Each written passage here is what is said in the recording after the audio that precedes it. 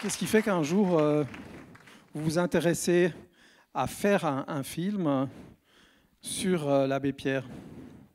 Moi, je suis comme beaucoup d'entre nous ici. Je connaissais assez peu de choses en fait de l'abbé Pierre. Je connaissais l'appel de 54, le mouvement Emmaüs. Enfin, j'étais allé acheter des meubles là-bas quand j'étais tout jeune. Et puis le vieux monsieur, les coups de gueule du vieux monsieur à la télé à la fin de sa vie, les dernières années. Donc c'est plutôt le fait d'aller gratter un peu sur le dossier Abbé Pierre, entre guillemets, qui m'a convaincu qu'il fallait faire un film pour tout ce que vous avez vu dedans, ce que j'ai découvert déjà de sa vie que je ne connaissais pas du tout, que peu de gens connaissent, pour les paradoxes de sa vie qui sont très cinématographiques, très attirants, un combattant, un révolutionnaire au nom de la bonté, un combattant du mal, de l'indifférence. Tout ça me séduisait quand même beaucoup. Il y avait beaucoup d'ingrédients pour faire un film, non pas sur l'icône qu'on connaissait tous, mais sur le petit bonhomme derrière l'icône, quoi. Comment ça s'est passé, cette rencontre avec ce personnage? Comment se fait-il que tout d'un coup, vous avez dit, tiens, voilà, peut-être ça c'est pour moi, ce rôle, un grand rôle? Je vous avoue que c'était pas dans mon panthéon. Je me disais un jour, je jouerai l'abbé Pierre. Loin de là. Donc j'étais très surpris de recevoir ce mail avec un scénario sur la vie de l'abbé Pierre. Je connaissais surtout le personnage médiatique. Je croyais qu'il n'était que vieux, qu'il n'avait jamais été jeune. J'étais assez impressionné par sa grande force et détermination, surtout à un aussi grand âge, et de voir à quel point il avait une émotion et une sincérité, une révolte et une grande liberté d'expression. Après, j'ai plongé dans le scénario et ça a été le début du travail. Et surtout, j'ai été pris parce qu'en effet, j'ai passé un casting.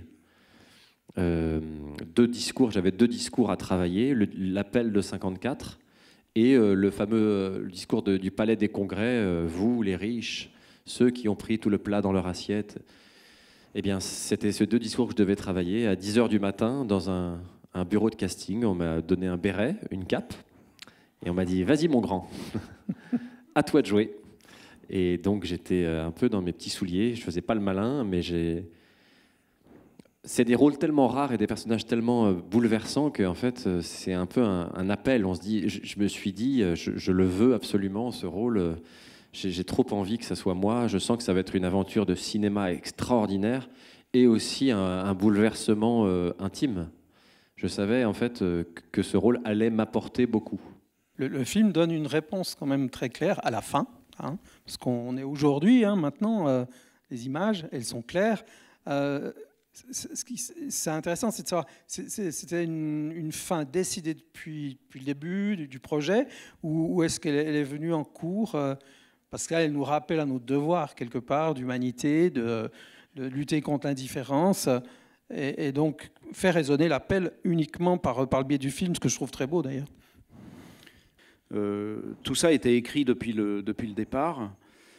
Pour moi, ce n'était pas tant l'idée de faire un film politique ou militant, c'était l'idée juste d'avoir un éclat aujourd'hui de ce qu'avait fait ce petit bonhomme admirable.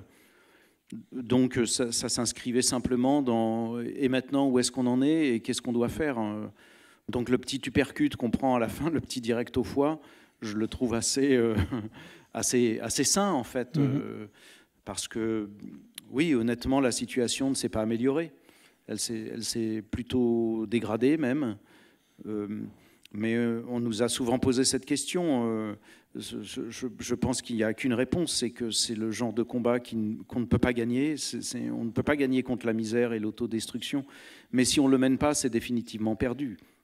D'ailleurs, le film ne demande à personne de devenir l'abbé Pierre, mais de simplement se laisser inspirer par ce modèle immense, par cet homme qui a fait le miracle de faire de sa vie un combat contre l'injustice, contre l'indifférence aussi, puisque c'est ça. Moi, j'aime cette phrase quand il dit la maladie la plus mortelle, la plus constante, mais aussi la plus méconnue de toute société, c'est l'indifférence. Et le film ne dit pas soyez l'abbé Pierre, faites comme moi. Mais quand le modèle est haut, eh ben déjà, enfin, je sais pas, c'est un élan. c'est un élan, c'est une inspiration, et même si le film, à la fin, il est sombre, j'espère qu'il donne des outils et qu'il donne des idées et qui fait fleurir comme un petit bourgeon dans les yeux de chacun ou dans le cœur de chacun aussi l'espoir de... Et puis quand même, le mouvement Emmaüs, c'est que la clé de notre bonheur, c'est d'aider l'autre. Donc en fait, c'est pas un truc qui pèse comme une mission, dire il faut que je fasse ma bonne action, mais c'est qu'il nous donne cette idée merveilleuse que ça va aider l'autre, mais en plus, ça va nous rendre un peu plus heureux et ça va donner du sens à notre vie.